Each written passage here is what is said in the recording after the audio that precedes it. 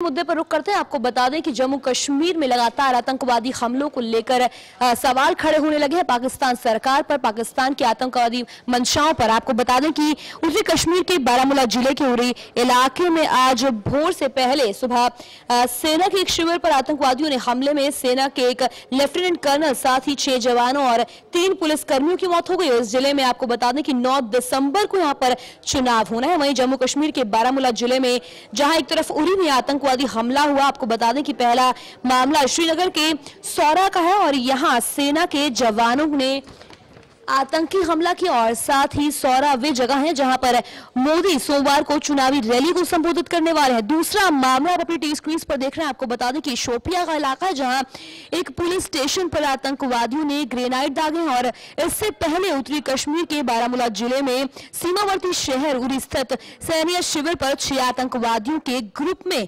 हमला यहां पर किया था और साथ ही आपको बता दें कि इसमें 5 जवान और 2 पुलिसकर्मी शहीद हो गए। वहीं सेना ने सभी 6 आतंकवादियों को मार गिराया और आपको बता दें कि लेकिन तलाशी अभियान अभी जारी है, इसीलिए अभी तक एनकाउंटर को खत्म करने की घोषणा यहां नहीं की गई है। तो जम्मू कश्मीर से आपको बता दें कि आतंकवादी हमले की ये चौथी घटना, आपको बता दें कि लगभग 4 घटनाएं वहां पर हो चुकी हैं।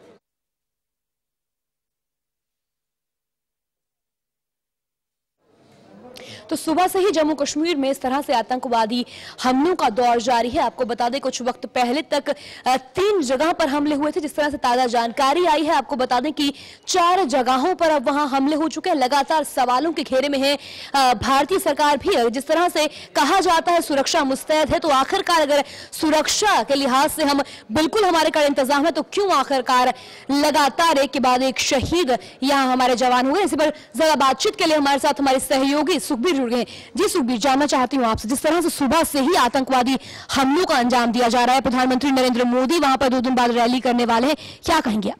जी बिल्कुल, यहाँ सुरक्षा पर सवालिया निशान उठते हैं। बिल्कुल सोनम, सुरक्षा कड़ी करनी चाहिए क्योंकि चुनाव हो रहे हैं। 25 नवंबर से ही चुनाव चल रहे हैं यहाँ घाटी में और चुनावों के दरमियान ही ऐसी हरकतें सामने आ रही हैं, मुठभेड़ की हरकतें सामने आ रही हैं, चाहे वो घुसपैठ हो, चाहे इसमें ये भी खबरें आ रही हैं कि पाकिस्तान के जो रेंजर्स है वो मदद करते हैं इन घुसपैठियों को भारत में दाखिल होने के लिए। तो कहीं ना कहीं सवालिया निशान जरूर उठता है यहाँ पर सुरक्षा कर्मचारियों पर और सुरक्षा एजेंसियों पर यह दायित्व जो है वो सिर्फ केंद्र सरकार का नहीं है, क्योंकि जम्मू कश्मीर जो है वो एक अलग प्रोविंस है, एक अलग विशेष राज्य जिसको कहा जाता है। तो प्रदेश सरकार भी उतनी ही रिस्पॉन्सिबल है जितनी की जो केंद्र सरकार है। जी, प्रदेश सरकार भी उतनी ही रिस्पॉन्सिबल है जितनी की केंद्र सरकार है। आपको बता दें कि लगातार जो पाकिस्तानी आतंकवादियों की ओर से घुसपैठ की जा रही है, फायरिंग की जा रही है, इस पर कहा यह भी जा रहा है कि पाकिस्तान सरकार भी कहीं ना कहीं इस पर समर्थन लगातार दे रही है। इसी पर ज्यादा जानकारी लेंगे हमारे सहयोगी सिकंदर से। जी सिकंदर, जानना चाहती हूँ आपसे, जिस तरह से आतंकवादी हमले हो रहे हैं, पाकिस्तान हाफिज सईद जैसे एक आतंकवादी ग्रुप के मुखिया को यहाँ पर रैली के लिए खुले तौर पर जो आमंत्रित करे, क्या कहेंगे आप? क्या लगता है सरकार की रणनीति, पाकिस्तान सरकार की? देखिए सोनम, कहीं ना कहीं मुझे लगता है कि आतंकी जो है वो बौखलाए हुए हैं।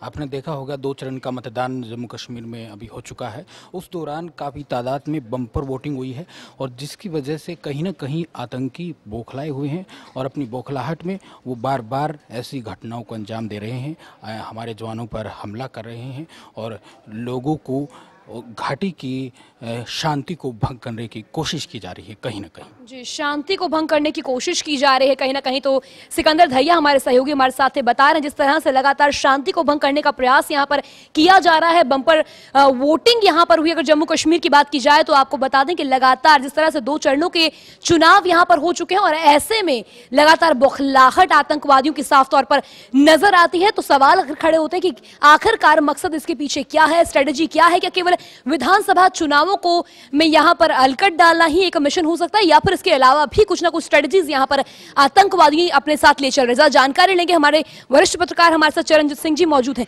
जी, जानना चाहती हूँ आपसे चरणजीत सिंह जी, आप लंबे वक्त से पाकिस्तान और भारत की जो दोस्ती भी थी, टकरार भी थी, इसको ऑब्जर्व करते आ रहे हैं। क्या लगता है आपको जिस तरह से सिचुएशंस बद से बदतर हो रही हैं, दोस्ती का हाथ बढ़ाओ तब भी वहां से पीछे से गोले दागे जाते हैं, क्या लगता है एक बार फिर साथ हो पाएंगे या फिर अब जंग ऐलान का कहीं ना कहीं जिक्र यहाँ हो सकता है?